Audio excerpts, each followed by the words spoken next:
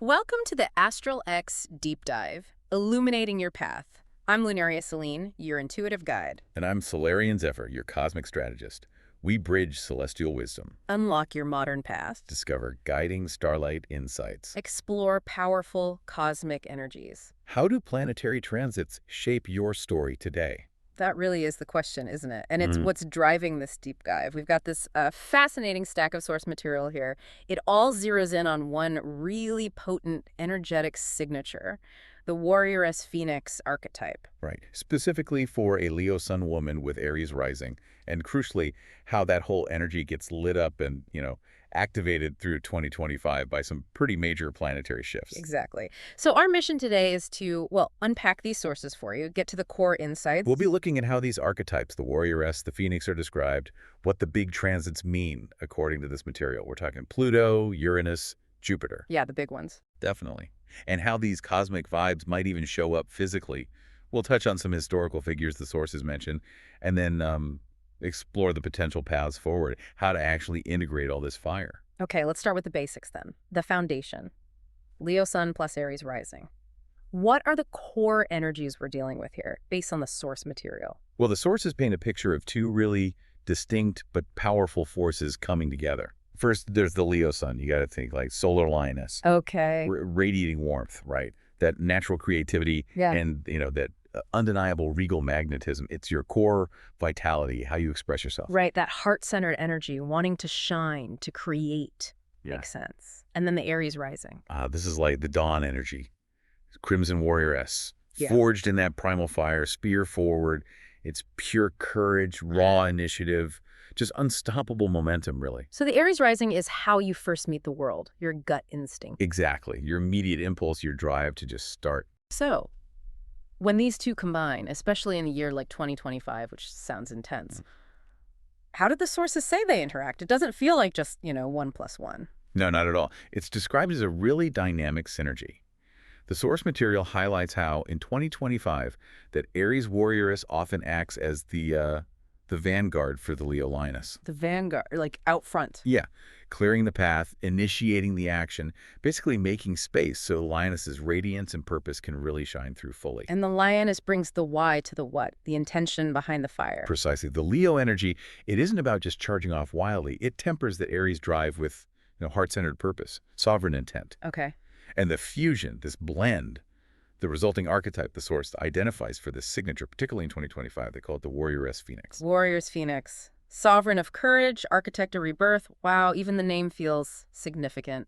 Hints at big changes. It really does capture the potential, doesn't it? And speaking of intense transformation, the sources describe 2025 not just as any year, but as a quantum crucible. A quantum crucible. Okay, what exactly does that mean here? It's like a high-pressure zone where these major cosmic forces collide and merge. It creates intense heat, intense pressure, basically reshaping reality. And the sources pinpoint specific planets driving this. Yes, Pluto, Uranus, and Jupiter, all interacting in really significant ways, amplifying what they're calling this quantum firestorm and kicking off a massive frequency shift. All right, quantum firestorm. Let's break that down. First one, Pluto moving through Aquarius. And for this specific signature, Leo Sun Aries Rising, it's hitting the 12th house. The source calls this shadow alchemy. Right. And this is a deep one. The sources say Pluto in the 12th, it acts like a cosmic dredge. It pulls up all the buried stuff. Buried stuff like Collective fears we inherit, ancestral patterns, those really ingrained, often unconscious, limiting beliefs about ourselves. All of it gets pulled to the surface. So it's not just my personal baggage, but maybe things carried from family or even the wider culture. Exactly that. It's described as this fundamental vibrational purge.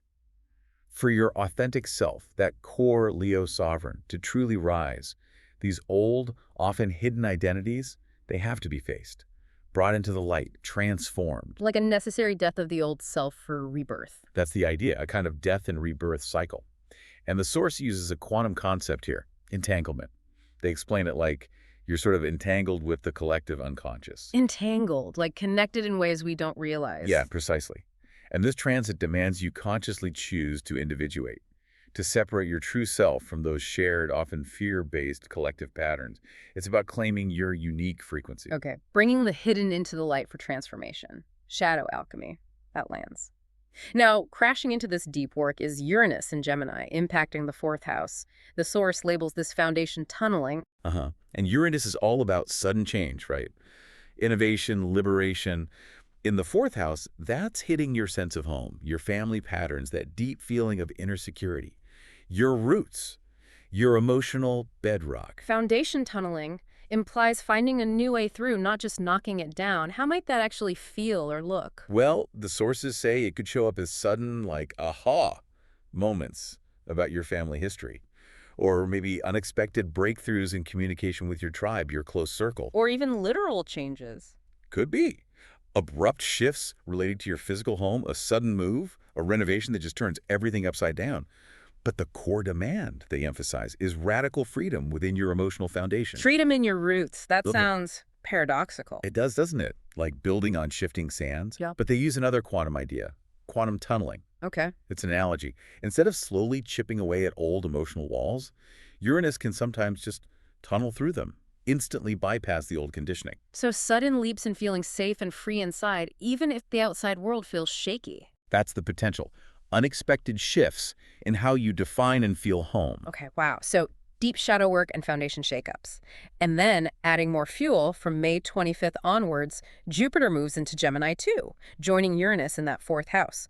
The source calls this resonant roots. Exactly. And Jupiter expands whatever it touches, remember? Right, so it expands the disruption. Well, yes, but it also expands the opportunities coming from the disruption. It amplifies communication, especially with your chosen family, your tribe. It brings chances for learning, maybe travel, connecting with people who fundamentally reshape how you feel you belong, where home really is. So it's not just about disrupting the old roots, but actively helping you find the ones that truly resonate now? That's it precisely. It brings this huge potential for joyful expansion, for discovery. If you embrace that mental and emotional flexibility, the source frames Jupiter here as being like a probability wave. A probability wave.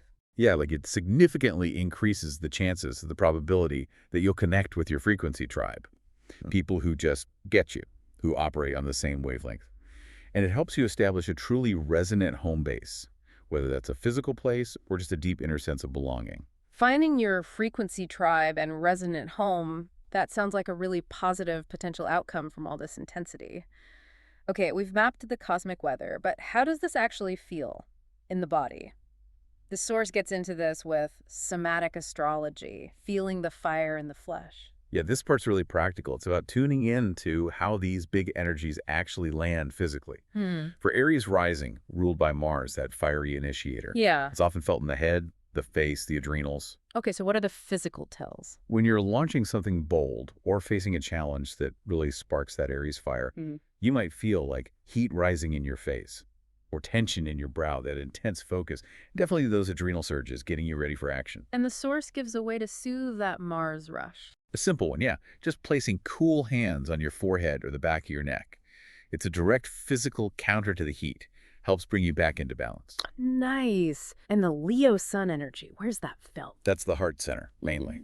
The heart, the upper back. Yeah, I can feel that. When you're feeling proud or joyful, your chest sort of opens up. Exactly. Or, conversely, feeling creatively stifled or unseen might show up as tightness across the chest or between the shoulder blades. So the source suggests activating that solar power physically. Stand tall, consciously open your chest, and breathe deep right into your heart space. Really embody that radiance. Okay. What about those deeper, more churning transits? Pluto in the 12th, Uranus in the 4th. How might they show up physically? Good question.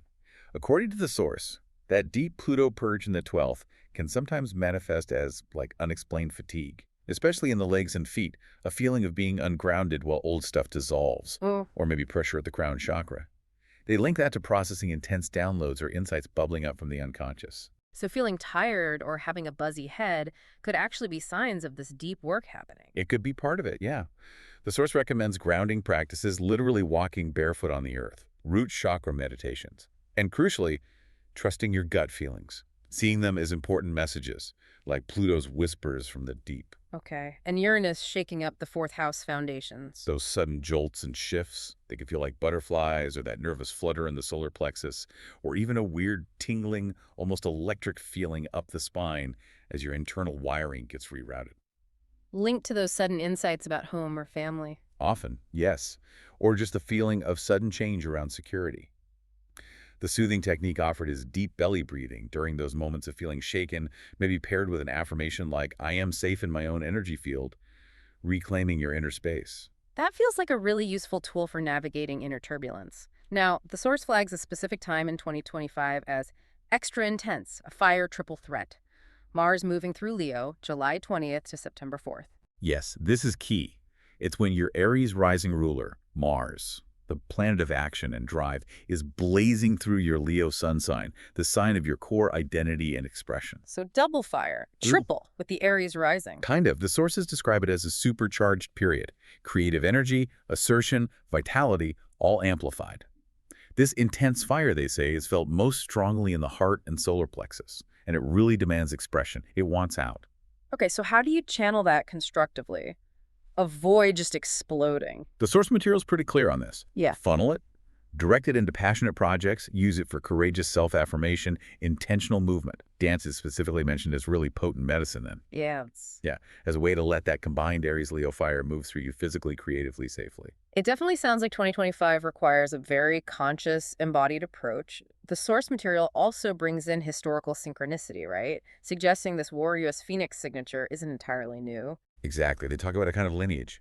Women throughout history who seemed to just naturally embody this blend of fiery initiative and radiant leadership. They give some great examples. Like Lucille Ball. I wouldn't have immediately thought of her as a warrioress. But think about it. The source points to her Aries rising, driving that relentless innovation in comedy, in business, breaking ground in TV production when women weren't doing that. Right. She was a powerhouse producer. Totally. And her Leo sun, demanding that spotlight, becoming this magnetic, iconic performer. They framed her legacy as using that Aries fire to build an empire founded on Leo heart and laughter. Okay, I see that now. And Coco Chanel. Oh, definitely a warrioress, a fashion revolutionary. Her Aries rising gave her the sheer audacity to just tear down the restrictive styles of her time, right? Those corsets, the fuss. And replace them with Bold, liberated designs. Her Leo sun then infused those designs with that unmistakable flair, luxury, and this declaration of unapologetic self-ownership. The source sees her as using Aries courage to rebel, basically crowning women in Leo radiance and freedom. Wow. And Josephine Baker. Electrifying performer, yes, but also a resistance hero. Her Aries rising fueled that fearless move from the U.S. to find stardom in Paris, and later, her incredibly daring work as a spy in World War II. Incredible. And her Leo sun commanded the stage with unbelievable charisma, which she then used with fierce heart and conviction to fight for civil rights and justice. Her legacy, according to the sources, direct Aries action powered by a radiant Leo heart fighting for freedom and joy. These are such powerful examples, makes the archetype feel really tangible. The sources also offer practical tools, right? Interactive elements for engaging with these energies. Yes, tools to consciously navigate this quantum crucible. They strongly suggest journaling, especially around key transits or eclipses, just to process everything that's coming up. And they give specific prompts. 3 key ones. The first ties into Pluto on the 12th. Yeah. It asks, what old crown, maybe a limiting Leo identity or a need for external praise, is being burned away, and what buried Aries courage is rising from those ashes? Deep question. Okay, the second. Focuses on Uranus in the 4th, asking, what rigid structure around home, family, or inner security is being shaken? And what new, more fluid sense of freedom and belonging can you start to imagine instead? Getting you to envision the potential beyond the shakeup. And the third? This one gets right to the core dynamic. It asks, where is the Aries warrioress maybe acting impulsively, undermining the Leo sovereignty? And conversely, where is the Leo lioness holding back, maybe waiting for applause, and dampening the warrioress's necessary fire? Ooh, those are designed for some serious self-reflection, hitting the potential pitfalls. Definitely. They also lay out a ritual blueprint called Igniting the Sovereign Core, specifically timed for the new moon in Leo in July 2025. That feels like a peak moment to harness this energy. It involves candles, red and gold. Yes. You start with a red candle for Aries, light it, connect with that spark of courage, initiative, your right to act. Set an intention for embodying that fearless energy. Then, and this is important, you light a gold candle for Leo from the flame of the red one, symbolizing your radiance being ignited by your courage. You affirm your sovereign power, that your heart is the source. I like that connection. Yeah. Lighting one from the other. Then bringing in that Pluto transformation theme. You write down an old self-doubt, a limiting story that needs to go, and you safely burn it, maybe using the flame from both candles, declaring its release, your rebirth from it. Releasing the old. And then? You write a new affirmation, one that blends both the Aries courage and the Leo sovereignty. Place it between the candles, anchoring that integrated energy. It's a really potent symbolic act of bringing the archetypes together consciously. Powerful. And for something more everyday, there's a breathwork exercise. Breath of the Warrioress-Phoenix. Yes, simple but effective. You stand tall, grounded, hands on your heart in solar plexus. Then you inhale sharply through the nose, feel that Aries ignition, drawing energy out. Hold the breath just briefly. Feel the stillness and power of the Leo sun, that confident core. Then exhale slowly, powerfully through the mouth, like a lion's sigh or the phoenix releasing ash, letting go, renewing. And repeat that a few times. Yeah, 3 to 5 times is suggested. It's a way to literally embody that fusion of courage and radiance anytime you need it during the day. Directly connecting the cosmic to the physical. Love that. The sources also mention cultural resonance, seeing this energy reflected in stories or figures we might know. Mirrors of the Warrioress-Phoenix fire, like Furiosa from Mad Max. Yes. Totally see that. That Aries grit and drive, right. But fused with a very Leo, heart-driven loyalty and leadership, fighting for a better future. Survival instinct powered by vision. And Joan of Arc. Another classic echo, the sources suggest. That Aries conviction, leading armies based on inner guidance, maybe that Pluto 12th house connection, all fueled by a pure Leo heart-centered mission. Okay. And musically. Beyonce meets Florence plus The Machine. Yeah, kind of a cool pairing. Beyonce's formation, that powerful Leo command. The Aries assertion blended with the vibe of Florence's Shake It Out. That anthemic release, rebirth, Phoenix rising energy. Almost like a soundtrack for 2025. Sort of. Capturing both the assertion and the transformative release. And finally, they mentioned the X-Men's Phoenix Force. Jean Grey. As the ultimate expression of that raw cosmic power, the Aries fire that needs conscious will and heart-centered purpose, the Leo sovereignty to be integrated constructively.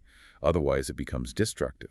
Your journey in 2025, they imply, is learning to wield your inner Phoenix force. These really help visualize the energy. Now, all this leads to a really interesting part of the source material, future forecasting.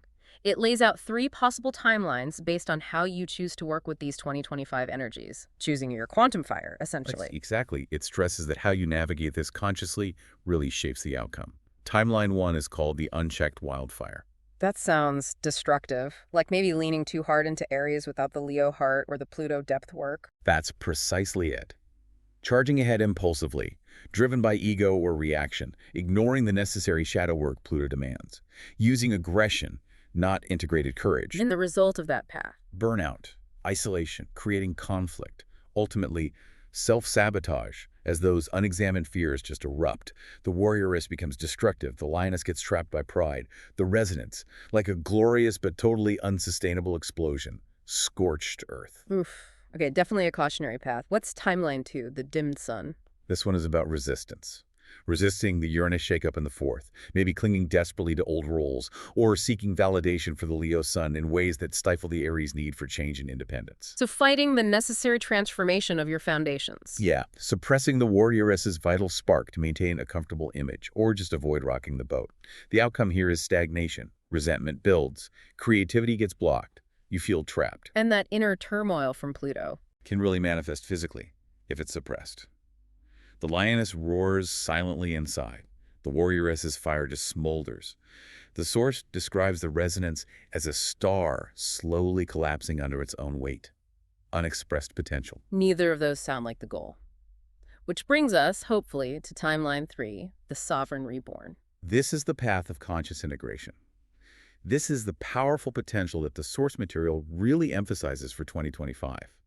It means courageously facing the shadows, doing that deep Pluto work to release old patterns and beliefs. And embracing the Uranus shakeup, letting foundations shift, finding freedom in new ways of feeling secure, liberating yourself. Absolutely. And consciously allowing the Aries warrioress energy to clear the path, not for ego, but so the Leo sun can truly shine from an authentic place, leading from the heart. So wielding the Aries drive, but fueling it with Leo purpose and compassion. Yes. That's the integration, and the outcome the source describes for this path. Tell profound personal reinvention, liberated creativity flowing freely, authentic leadership that genuinely inspires others because it comes from real power, and a truly secure inner foundation built not on shaky external stuff, but on freedom, truth, self-knowledge. The Phoenix Rising, integrating the fire and the light. Exactly. The resonance is described as leading the charge, heart blazing from a place of deep, conscious strength and renewal. Wow, that really lands the transformative promise here. The source material wraps up with what they call the Oracle's battle cry. Yeah, it's a really potent summary. The core message is, 2025 isn't just hard, it's your sacred conflagration. You are the forge. These energies are the fire shaping your courage and your radiance. What's about that fusion again, the alchemy? Totally. Let Pluto do its deep work, burning away the masks. Let Uranus shatter the cages around your roots and sense of home. Feel Jupiter expanding your connections, helping you find your real tribe. And will that Aries initiative bravely clear the path for your Leo heart's most magnificent, authentic reign. The world needs that kind of fearless, heart-led fire right now. And the final declaration from the source material really says it all. I am the courage that roars. I am the radiance that rebels. As our cosmic journey concludes, Dive deeper into your unique path. request your email audio reading now. Find the link in the description below. Explore episode resources and links. All details are waiting for you there. Ignite, think, become. Subscribe for Starlight Insights. Thank you for joining us.